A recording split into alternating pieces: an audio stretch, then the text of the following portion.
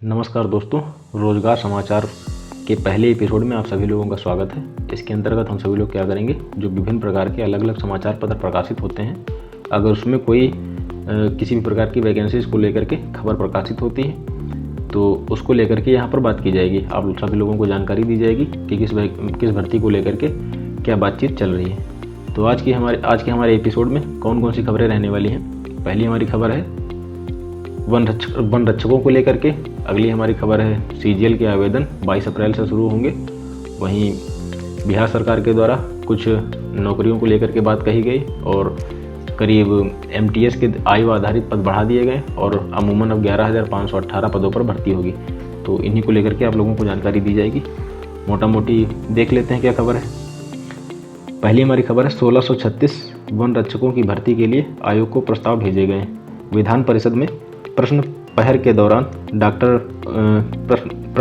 दौरान वन मंत्री डॉक्टर अरुण कुमार ने कहा कि वन रक्षकों के रिक्त पद करीब 1636 पदों पर भर्ती के लिए अध्याचन यूपीएससी आयोग को यूपीएससी को भेज दिया गया। उन्होंने अवैध खनन, अवैध कटान, अतिक्रमण के लिहाज से संवेदनशील जिला की जानकारी भी सदन में रखी।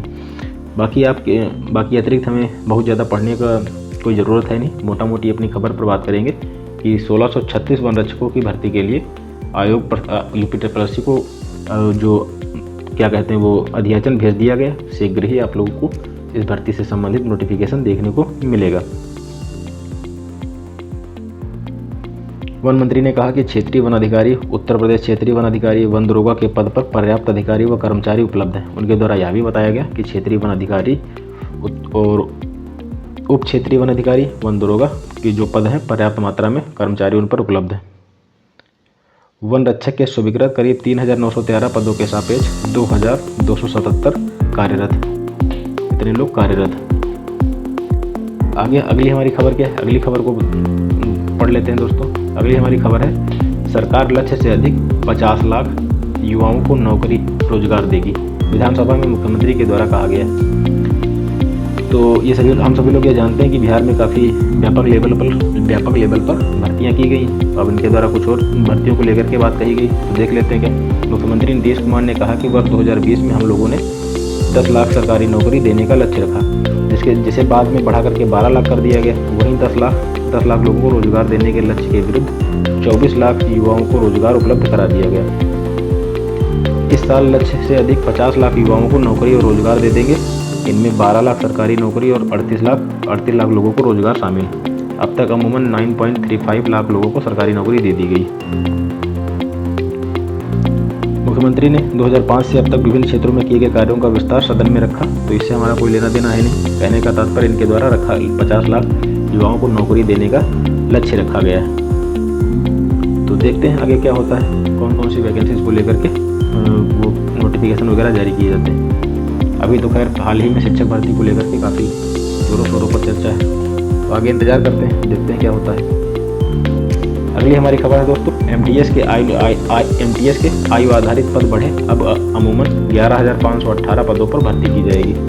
स्टाफ सिलेक्शन कमीशन ने एमटीएस और हवलदार भर्ती 2024 के लिए पदों की संख्या बढ़ा दी।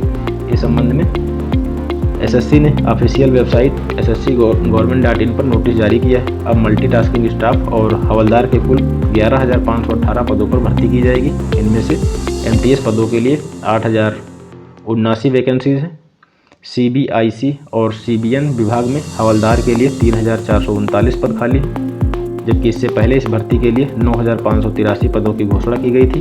अब आयोग ने 1,935 अतिरिक्त पद इसमें जोड़ दिए। अगली हमारी खबर है दोस्तों सीजीएल के आवेदन 22 अप्रैल से शुरू होंगे। तो सीजीएल के आवेदन है कब से शुरू होंगे, 22 अप्रैल से सीजीएल के आवेदन आरंभ होंगे।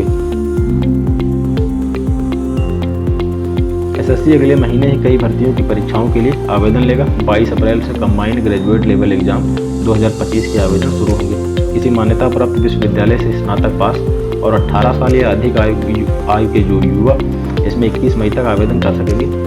एसएससी की सबसे बड़ी भर्तियों में एक सीजीएल, एक कंप्यूटर आधारित टियर 1 परीक्षा जून या जुलाई में संभावित है।